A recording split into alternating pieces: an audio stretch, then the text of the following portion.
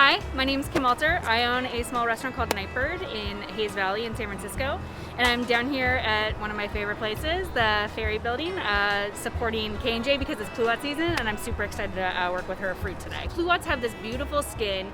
They're so different and diverse. You could cook with them, you could have them raw, you can pickle, you can ferment.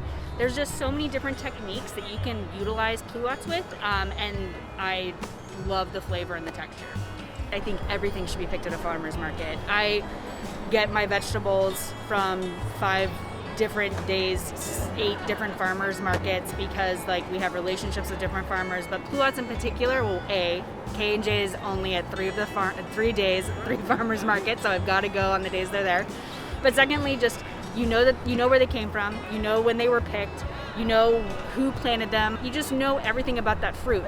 When I think about K&J Farms and I think about Booney and Tim, it goes back to some of the first few times I ever went to the farmer's market 15 years ago, before I was even a chef, and just tasting their fruit and then slowly falling in love with them as people. And now it's I won't get cherries or stone fruit from anybody else. I just go to K&J.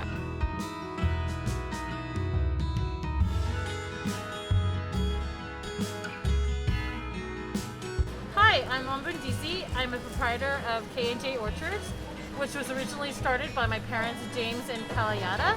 We started back in 1990 with a few acres, and now we have a little bit under 100 acres. We're farming in Winters and Yuba City, California, which is in the northern part of the Central Valley, which is a great growing area for stone fruits particularly, and pears. So today, I guess, we're gonna focus on something that most people don't know of, are pluots. It's a plum and apricot cross, then cross again plum. So it's more plum than it is apricot. We grow approximately, in terms of plums and pluots, I would say about 20 to 25 varieties, because we have plums available at least until October.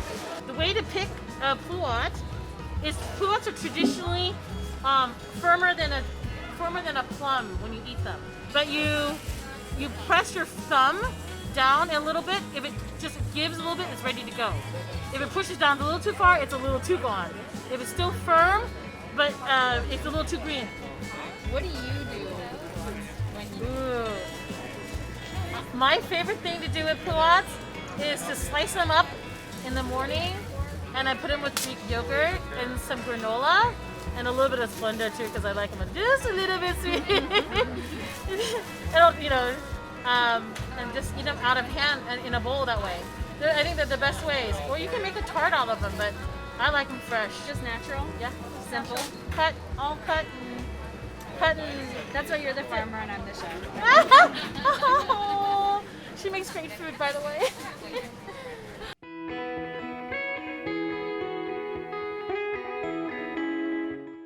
I pretty much like to eat fruit raw, when I'm at home or when I'm at the restaurant, and I think that obviously there's a pit in it, so I don't like to eat just directly off the fruit. I like to physically cut it, so then you have pieces.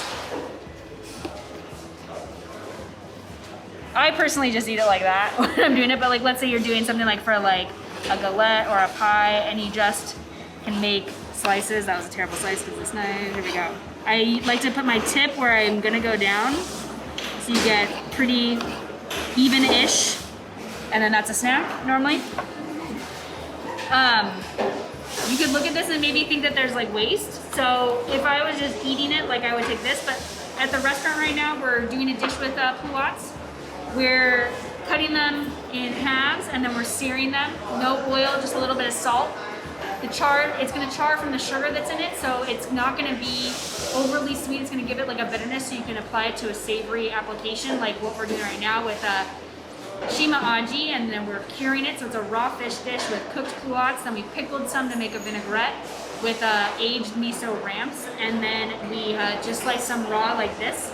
So you have texture, you have sugar, you have bitterness, you have acidity, all coming from one fruit. And then there's pieces you can't use because maybe they're not the prettiest, or maybe you don't want the bend cuts.